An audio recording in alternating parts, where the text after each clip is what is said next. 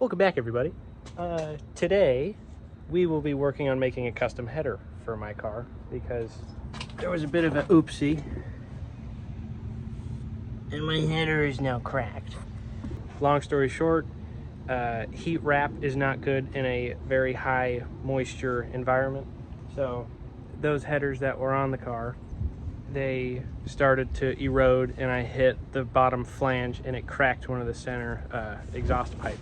So then I was on Yodge and I ended up finding this header, which was it supposedly said a one-off twin turbo manifold. I'm not twin turboing. I just like that it's very spaghetti compared to that one. So we are beginning to make some pie cuts and some bends and cuts and stuff, and we'll be building a really cool header to fill the spot of that one. I hope it sounds really good. So when I say high moisture environment, I'm talking about Japan being, super humid. This is the crack. It cracked full 360 all the way around. And it had a very bad exhaust leak, creating a crazy ticking, which I thought it was my head, but it turned out to be this guy. But it was kind of muffled because it was covered in the heat wrap. So now with this guy, the extra parts, this was a part of the, turbo mounting stuff. I'm cutting it all up and I'm using a bunch of these bends so I can, contort it the way that I want to. So now just sit back and relax as I fab up a header that I've never done before. So let's see how good this comes out.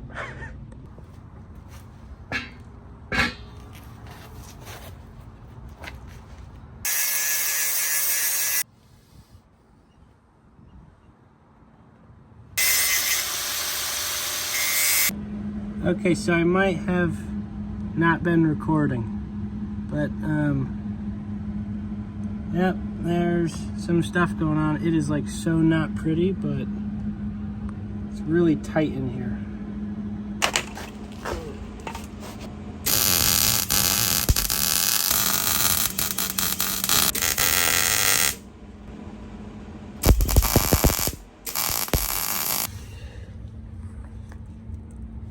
Okay, this is where I have gotten, I wasn't able to pull the header out with the super long pipes that I had on. So I'm gonna need to purchase some little V-bands right there to go on and then run it to right there. We'll see. Here is a little top view action. It's very tight.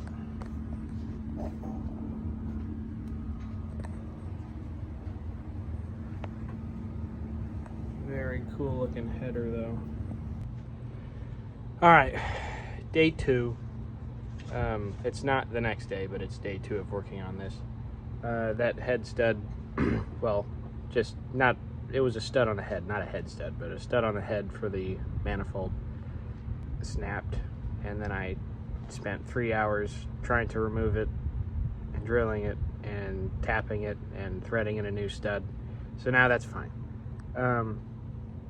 Not fun. So now I bought a couple 1.5-inch V-bands that I have set up that are gonna make it so the manifold's in 2 sections, because if it's all one section like I was building it, it wasn't gonna be able to fit. I wasn't gonna be able to remove it. So let me show you what that looks like. So this is what we got going right now. This is just, the V-bands are tacked in, but then it goes down to the flange right here. So the flange, this whole section will be separate to the manifold, so it'll be easier to take on and off. Yeah, so I have to pull these V-bands off. I have to cut these pipes like 1.5 inches shorter, because that's how much those V-bands extended out after I cut them.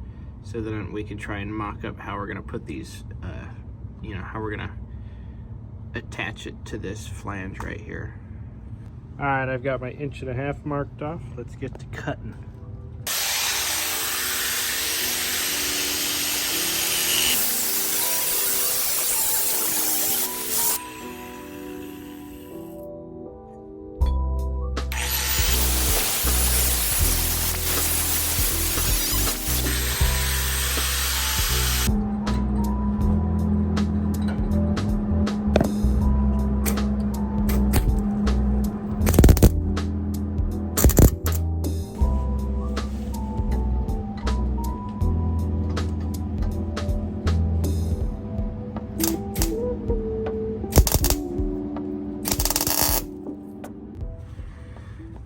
we got it all tacked up. Now let's get the sucker out of here and weld it up and see how it all fits.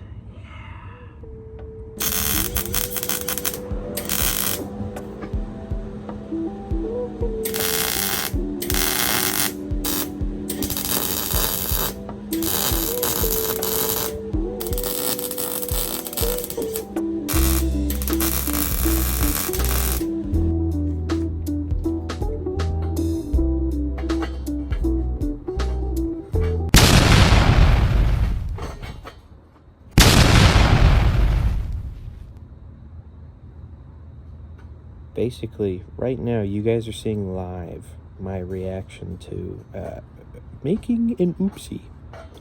So basically, when I tacked it all up before removing it, I had dropped it just from that little height from, taking it off the V-bands and everything. And I thought that it was, totally fine. Like, it didn't bend anything. Turns out after fully welding it, it was so bent out of shape, and I ended up having to cut it at one of the welds and tweaking it to be refitted. So now once this cuts, it'll probably cut to when it's all welded up and nice. But I just wanted to show that, YouTube has it's not all roses and dandelions the entire time. I did make a mistake. All right, guys, the headers are finally bolted up. Look at them things.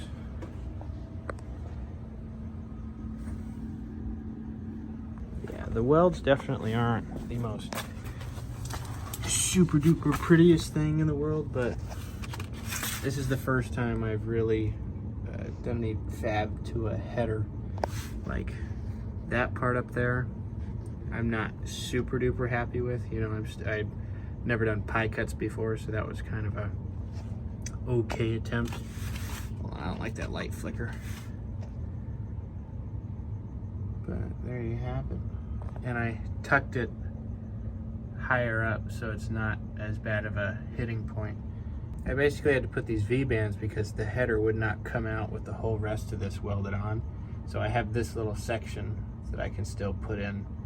And if I was to weld it to that, I mean, this whole exhaust is one piece, and that's just a lot. So I put this little middleman in between to make it easier. All right, we have the headers off of the car, and now it is time to get some paint on them. Yeah.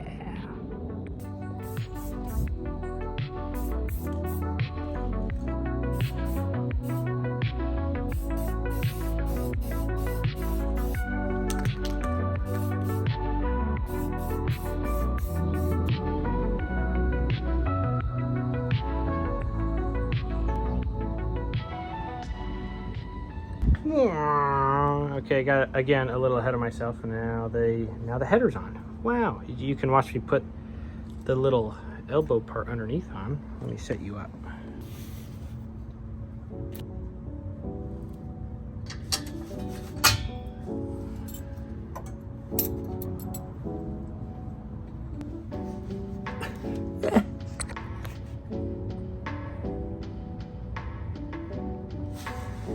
There she is.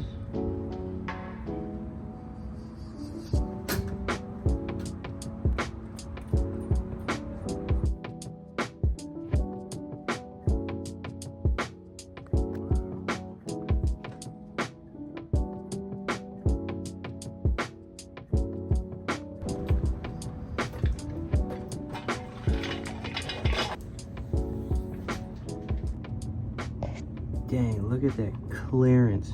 It's actually above the transmission bell housing.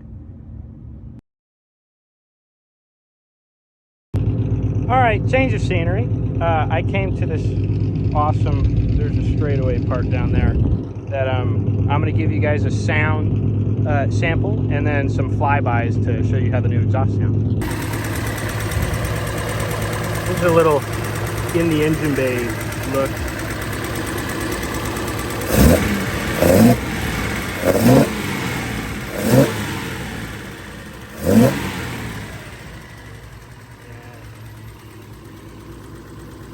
All right, let's go to the back. I have no one else with me, so I have to use my tripod.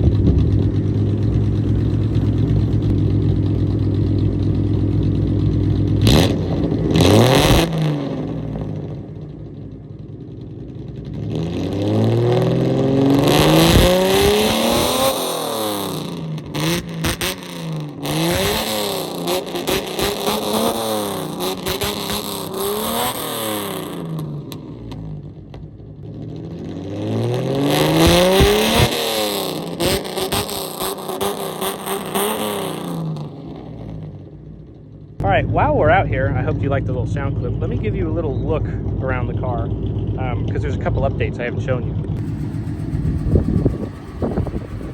So now I have an oil cooler, excuse me. I'm not sure how I fancy it at the moment. It looks kind of cool right now, but I kind of like it more without it, but you know, we'll see.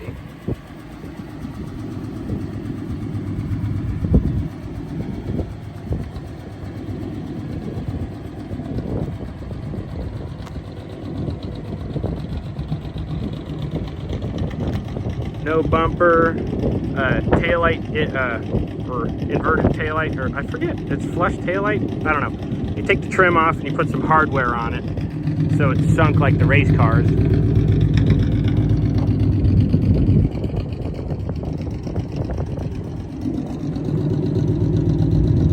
All right, that's about it. Let's get some flybys, shall we?